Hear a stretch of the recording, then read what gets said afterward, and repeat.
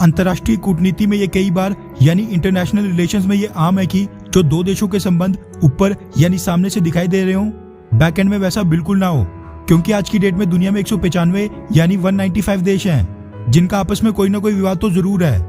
ऐसे में कूटनीतिक दृष्टिकोण से देखा जाए तो सरकारों को बेहद दूरदर्शी सोच के साथ फैसले लेने पड़ते हैं। यहाँ पर सभी देशों को मुट्ठी में रखना पड़ता है, क्योंकि कौन से देश का क्या महत्व है और वो कब किस काम आ जाए ये तो कोई नहीं कह सकता है। अब ठीक ऐसा ही भारतीय सरकार ने इजराइल के मसले में भी किया। ओपनली सबके सामने बेशक इजराइल को समर्थन नहीं दिया, लेकिन बैकडोर डिप्लोमेसी दोनों देशों के बीच लगातार चल रही थी, जो कि इजराइल की deputy envoy to India Rony Yedidia Clein ने एक इंटरव्यू में भी क्लियर कर दिया था और कहा था कि भारत को हमारे एक्शंस की पूरी अंडरस्टैंडिंग थी। अब ठीक उसी तरह सऊदी अरब और बाकी के अरब देशों के साथ भी है।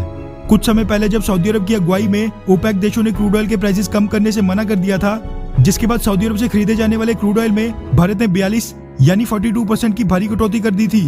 उन दिनों तो ऐसा लग रहा था कि अब भारत के सऊदी अरब और बाकी अरब देशों के साथ संबंध बिल्कुल खराब हो जाएंगे, क्योंकि ये सारी ऑयल बेस्ड इकोनॉमीज हैं। लेकिन जिस तरह भारत इस पूरे इजराइल फलस्तीन मसले में न्यूट्रल रहा, उससे ये पूरी तरह साफ हो जाता है कि अभी भी सऊदी अरब और बाकी के अरब देशों के साथ हमारे संबंधों का बहुत ही ज्यादा महत्व है।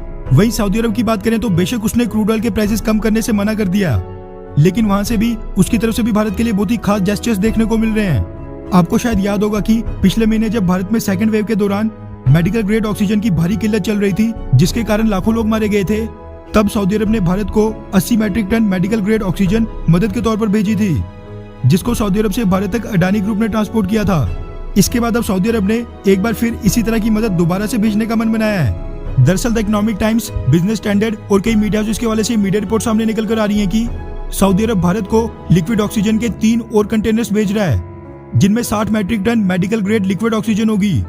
इसी के साथ रिपोर्ट्स ये निकल कर आ रही हैं कि ये मदद डायरेक्टली भारत की आर्थिक राजधानी मुंबई भेजी जाएगी, जो कि 6 जून को वहां पर पहुंचेगी। इस चीज की जानकारी भारत के ऑयल मिनिस्टर धर्मेंद्र प्रधान ने ट्वीट करके दी, जो कि सऊदी अरब और ओपेक देशों के लगातार कांटेक्ट में रहते हैं। इसी के साथ उन्होंने ये भी बताया कि आने वाले कुछ महीनों के अंदर अंदर सऊदी अरब भारत को 100 ISO कंटेनर्स भी सप्लाई करेगा, जिनका इस्तेमाल मेडिकल ग्रेड ऑक्सीजन को एक जगह से दूसरी जगह ट्रांसपोर्ट करने में किया जाता है। अब ये भारत के लिए बहुत ही बड़ी राहत की खबर है, क्योंकि भारतीय सरकार को असली दिक्कत मेडिकल ग्रेड ऑक्सीजन को एक जगह से दूसरी जगह ट्रांसपोर्ट करने में ही आ रही थी, क्योंकि हमारे पास मेडिकल ग्रेड ऑक्सीजन ट्रांसपोर्ट करने वाले कंटेनर्स की भारी किल्लत थी। अब बेशक ये नहीं पता है कि सऊदी अरब कितने साइज वाले ऑक्सीजन कंटेनर्स भारत को भेजेगा और उनकी क्या डायमेंशंस होंगी, लेकिन अब क्योंकि ये नंबर इतना बड़ा है यानी 100 ISO कंटेनर्स सऊदी अरब भारत को भेजने वाला है, इसलिए भारत को ये डेफिनेटली बहुत ही बड़ी राहत प्रोवाइड करेंगे, जिसके लिए ऑयल मिनिस्टर धर्मेंद्र प्रधान ने सऊदी अरब के एनर्जी मिनिस्टर प्रिंस अब्दुल्लाजीज को भी धन्यवाद कहा। वैसे तो अब सेकंड वेव का प्रभाव धीरे धीरे कम हो रहा है, लेकिन भारतीय सरकार के सामने अभी भी सबसे बड़ी चुनौती थर्ड वेव से निपटने की है, जिसके लिए तैयारियां अभी से की जा रही हैं। इसीलिए सऊदी अरब की ये मदद बहुत ही मायने रखती है। वैसे देखा जाए तो ये बात भी सच है कि सऊदी अरब भारत की मदद इसलिए कर रहा है क्योंकि भारत दुनिया का तीसरा सबसे बड़ा क्रूड ऑयल कंज्यूमर है।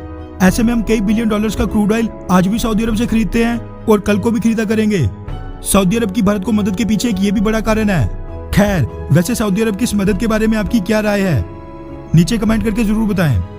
अच्छा सुनो, चैनल को सब्सक्राइब करो, उसके बाद घंटी बजा देना ताकि अगली वीडियो आपसे मिस ना हो पाए। Thank you.